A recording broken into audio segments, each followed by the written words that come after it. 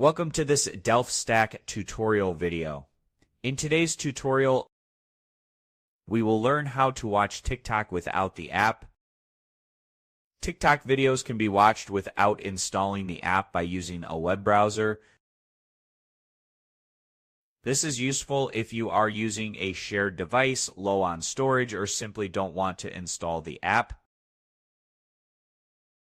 To watch TikTok without the app, open any web browser of your choice.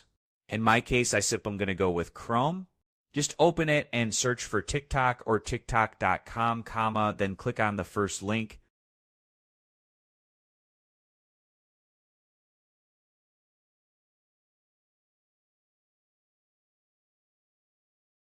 From here, you can browse trending videos, search for creators, and watch public content directly in your browser.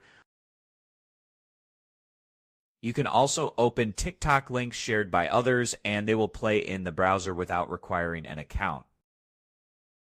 However, some features like commenting, liking, or following may be limited unless you log in with an account.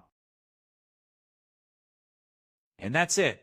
We just learned how to watch TikTok videos without installing the app, by using a web browser, and what limitations may apply.